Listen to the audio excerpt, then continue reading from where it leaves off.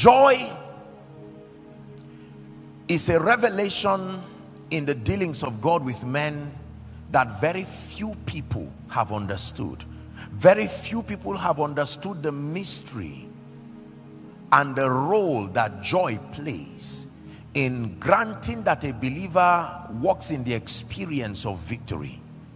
Now, please follow me very carefully. You're dealing with a meeting here that talks about shouting, and I want to show you the mystery of joy. Joy is a requirement to get the intervention of God in a man's life. It is not only faith, it is not only prayer. Joy is a principal requirement. If a man will experience the hand of God, the Bible tells us in Philippians chapter 4 and verse 4 that we should rejoice in the Lord always. Rejoice in the Lord always. And again I repeat, rejoice. He never said rejoice in results. Rejoice in the Lord. There is a name he is called, the God of salvation. Rejoice in the Lord always, and again I say rejoice. Apostle James now was talking to us in chapter 1 and verse 2. James chapter 1 and verse 2. He says to count it all joy, brethren. He's mentoring believers and he's saying, my brethren, count it all joy, not all loss, when you fall into diverse temptations. Count it, reckon it, express joy in the midst of it. And the revelation is in verse 3.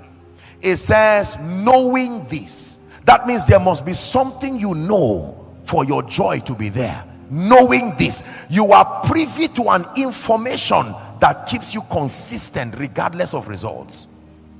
Knowing this, there is something you have to know for you to be unbending.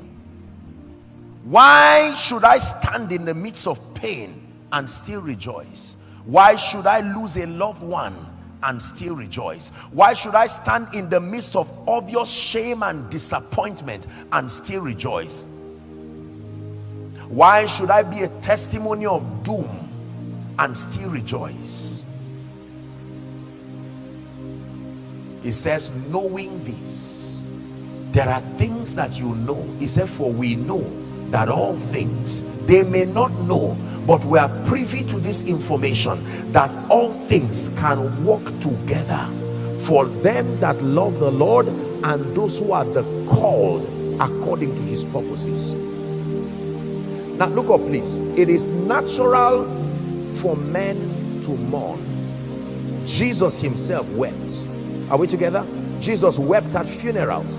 Jesus was angry when a tree did not produce the kind of fruit he needed to eat. So we see that the humanity of Jesus played out in his earthly ministry. And so people can get angry, people can weep, but God is teaching us a lesson that there is a position that a believer can stand. You can posture yourself by revelation, and you will always win, not just in the battles of life, but you will find yourself consistently walking in victory in this kingdom. And the Bible says, for anyone at all who by intelligence can access this oil that the Bible calls the oil of joy, you must be anointed to be joyful. Joy is not something that humans can do all the time.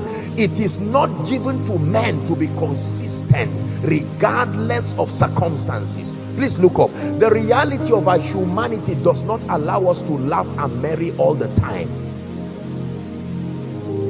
When you stand before a dead body of your loved one and you laugh and rejoice, they will call for a meeting and ask you what sponsored that wicked disposition, as they would call it.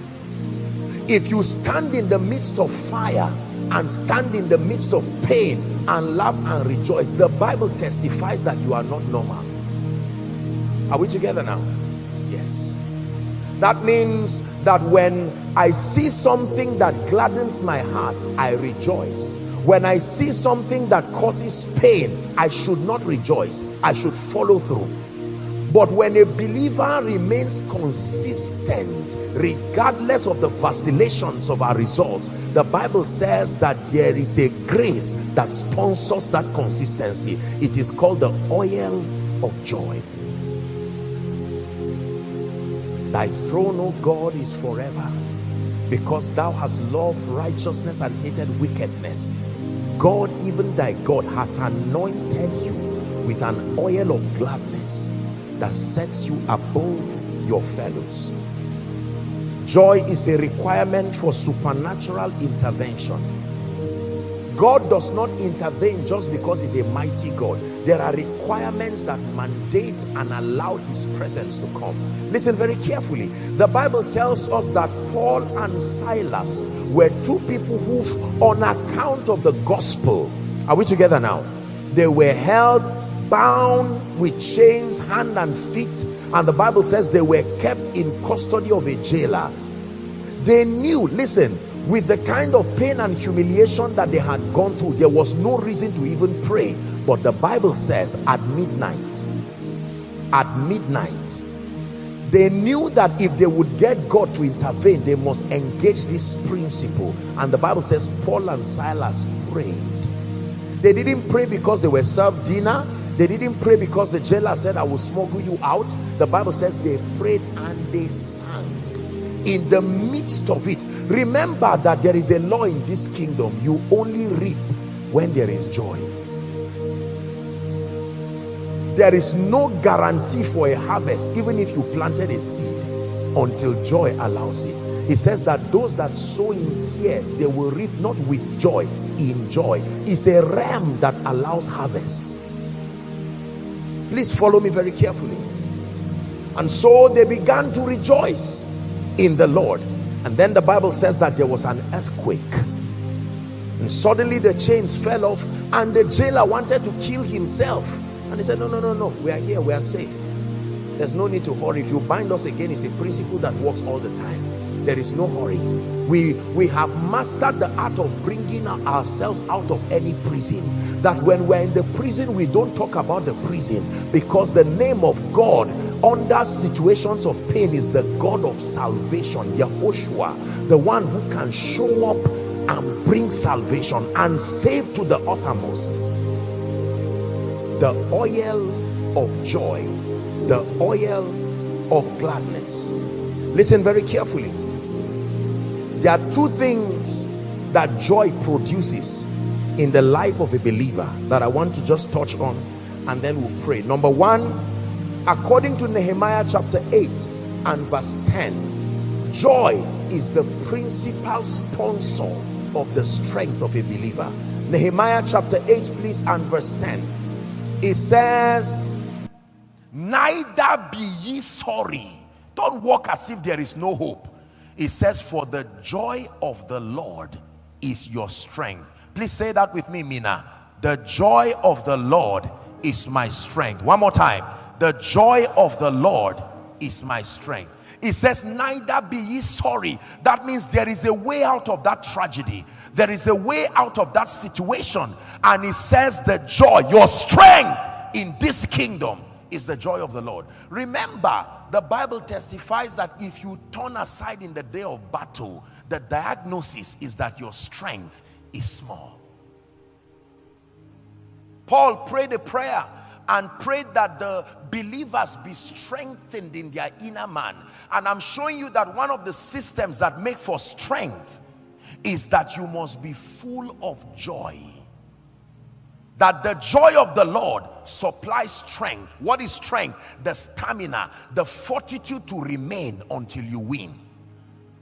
It's called strength.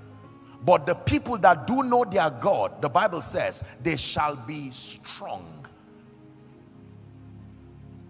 There are times that the battles of life are not won overnight. It may take time. Oh, Abraham, you may need 25 years. Do you have the stamina to wait? If you cannot wait, you will always give birth to what will fight your promise.